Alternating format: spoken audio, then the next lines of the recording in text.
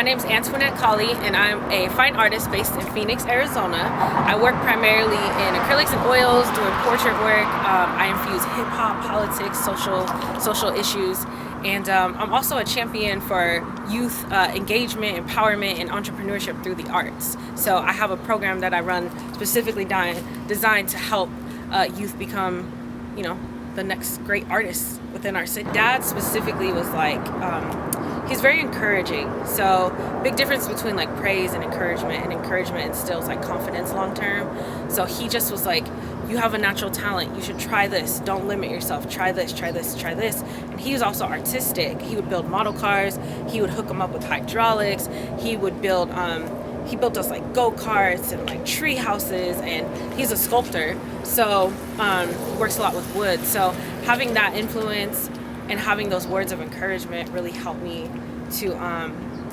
become the artist that I am today. It just gave me the confidence I needed as I got older to know that I have the skills and the capability and the knowledge to really do something with this. What is it like being kind of the only real artist in Phoenix doing that, like doing what you're doing? And what is it like being a Black woman in Phoenix doing what you're doing?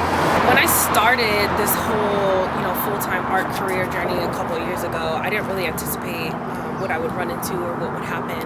I just kind of thought, I have this skill, I have this love, I have this passion, I just want to use it, I just want to make art and make a living off of it. And I didn't realize sort of the influence that I would have throughout the city. And I also didn't realize that I would be at the forefront of the art community with the things that I'm doing. There are artists here who are doing, similar things with like the hip hop theme, the political theme, whatever you want to call it. But there's no one really pushing it as hard and really developing the relationships within the community. So I'm biracial, I'm half white and half Black, and I grew up around very opposite families who actually came together and interacted together, and I experienced different cultures growing up. And so, as cliche as it sounds, I didn't really think too much about the fact that I'm a Black woman growing up until I got into college and people started calling it into question more, like, what do you mix with? Oh, your mom's white. Oh, she's Mormon. Oh, so like, did they disown your grandparents disown you? And like, these were new things that I'm hearing because my family loved me. So it was kind of, it's not something that I think about a lot. And it's not something that I've necessarily run into crazy issues with yet. I'm not gonna like speak that out that I will, but I think history shows that Black women really run into a lot of resistance. And I think within Phoenix, being a Black woman has helped me more than hurt me, because it makes me like a unicorn. Anyone will tell you, from the art museum to like a local art collector, that when typically you see older white men in art, that's who you see creating things. So to have a young Black woman, a young beautiful Black woman who's charismatic and personable, that has just really helped me develop relationships with places like the Phoenix Art Museum or the Phoenix Center for the Arts. It's helped me to connect to people. I feel like I look like someone who they could be. So it's helped me more than hurt me, but I feel like it's because of the city that I'm in. So if you move me to another place, it might hurt me more than help me, but I'm not gonna explore that thought too much. But yeah, I find it empowering being a Black woman, doing what I'm doing. A lot of people don't expect my work to be a product of a woman, let alone a woman of color. So that's interesting. That actually sometimes like hurts me a little bit. My guy friends help me at events, and everyone's, hey bro, like, dope art. And they're like, nah, it's her. And then they're like, oh, you did that? And I'm like, what is that supposed to mean? I anticipate the work, being from me, because it can be aggressive, it can be masculine. When hip hop comes into play, hip hop is hella masculine. So like naturally that translates into my work, because that's what inspires me. So yeah, it's an interesting experience being a Black woman and being a fine artist, because it's not something you see too often. Tell us about your shows. What goes into putting together an art show in the Valley? Because we had the privilege of attending your show that was earlier this year, February. Yeah. So what goes into like curating and putting together a show that you can invite the world in to your creative process, and what does that feel like? A lot goes into it, to be honest. I do my annual show, which I'm thinking about switching up a little bit, but I've been partnering with my friends who own Rebel Salon and Vintage for the past 4 years, and we spend probably a solid 5 months planning this event out because it's my biggest of the year. I come up with my concept at least a year before I show anything. So I've had a concept since last year for next year's show, you know what I mean? So there's that, there's creating the work. Creating the work is the most difficult part because I can't anticipate how my inspiration's gonna change, how I'm gonna feel. You know, I got really heartbroken mid-series last year when I was working on my On 3 Let's Jump Off the Roof collection, and it shifted everything. It went from mental health issues to like, I'm so in pain right now, I have to paint about it. Making artwork is the hardest part because it's unpredictable. But then there's also, we put together sort of like a marketing package. Package includes, color scheme, flyers. We work for the flyers, like the biggest pain because, do these fonts go together? Does this match the theme we're going for? I'm obsessed with Old English. That doesn't necessarily look that great on everything. You know what I mean? So, and then, the actual marketing, we're very detailed down to the songs that we play. I pick every single song that plays. I pick the order. We have a bartender. We put the bar together. We figure out how we're going to market. And then, once we have everything in place, like logistics-wise, food, drink, music, art, flyers, all that stuff, then it's my job to go into the community and actually promote the show. So I'm at radio stations. I've done Power 98. This year I got to do 101.5, which was so much fun. I was on the Morning Mess, so with Anish, and that was like one of the funnest interviews that I've done. But I've interviewed with Tino Cochino, which was fun. That was my very first interview, and I'm like, he's so big. So like for that to be my first interview, like I'm like, okay, don't mess this up, Antoinette. But and I've done like My Radio Phoenix. I've done a few shows with them. I try to get placement in magazines, blog. When I'm at First Friday, I'm promoting. If I'm at an open mic, I'm promoting. Any chance I get to talk to people about the show. We're dropping off flyers. I have friends passing them out. Even my teams that I work with, I'm like, yo, invite all your friends, like, come through. It's stressful, but it's always a success. So this year was different because we had a 2-nighter, which was interesting and a lot of fun. My first time talking about my artwork in public. So that was fun. But yeah, so that's what one show entails. And I think I've gotten it down to a science, so it shouldn't take 5 months of planning anymore. We'll see though, we'll see. What has support looked like in the community of Phoenix itself? Like as far as like selling your artwork and getting people to really buy into purchasing fine art and not get like the hustle for a discount. What has happened? The support has been way more than I ever could have anticipated.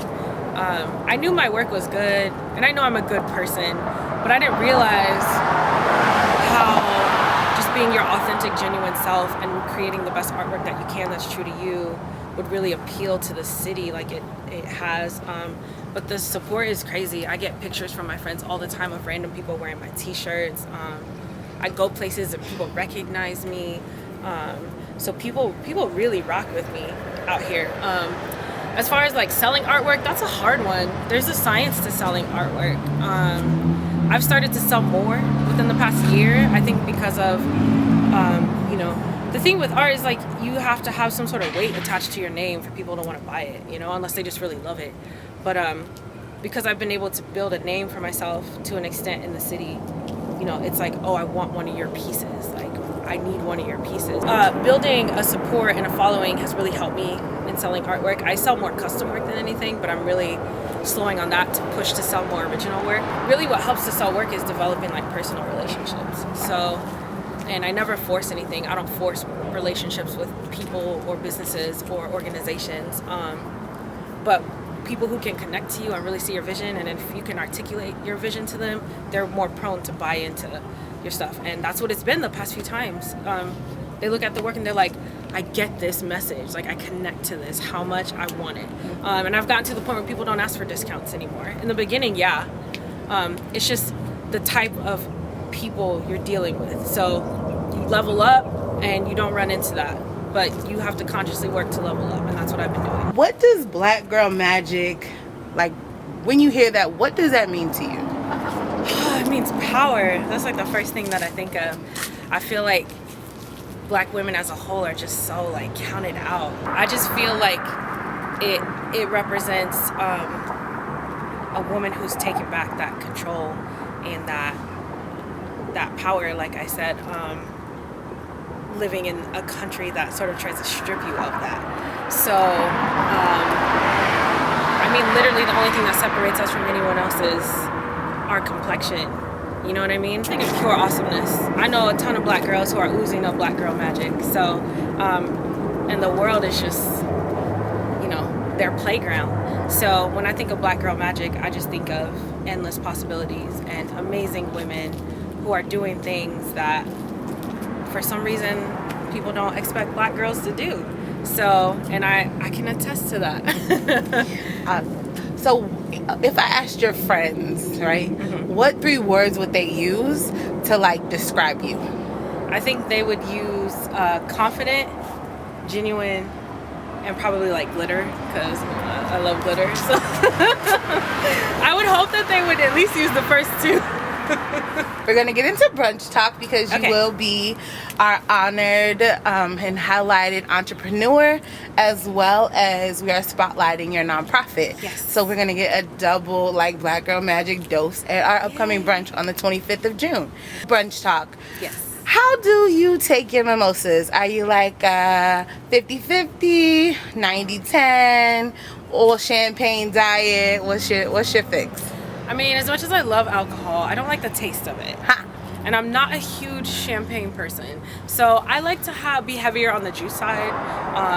But that's okay because, you know, bottomless mimosas, you can just keep drinking until you get that buzz you need, and then you're good. So Right. What's your like go-to brunch menu item that's just like, that's your thing, no matter what French city? toast. Like thick French toast on like Texas toast. Yeah. Sounds weird, like French, Texas, whatever, but just this beautiful melody of bread and cinnamon. I'm so hungry right now. That's okay. We're almost there. We're 1 week away. What's your squad look like? Like, who's your brunch squad? Like, who holds you down, even like when you're about to be on top of tables? Man, my squad is like the best in the whole world. It consists of 4. I have 4 different girls. 2 are my sisters. And 2 are my best friends of years, and they're just like, those are my ride or die. You know, I'm heartbroken over a dude, you know, I'm crying on their shoulder. My squad is everything you could ask for. Everyone's different, and everyone brings something to the table, and everyone oozes of that magic we talked about. So I love them. Those are my girls. That's awesome. And what do you want to be like known for? Like when the ladies come to the brunch and they get to meet you and interact with you, and have the opportunity to support you and support your work, what is like the legacy that you want to imprint on not only the women that will be in that space, but all of the women who will eventually connect with this and connect with you in the future? I've actually thought a lot about what I want my legacy to be, because that's really important to me. And I think I want to be known for change within the city, change at how people view artwork, change at how they view who's producing artwork. I want to be a representation of the dream chase, because that was such a big part of my life, taking that leap.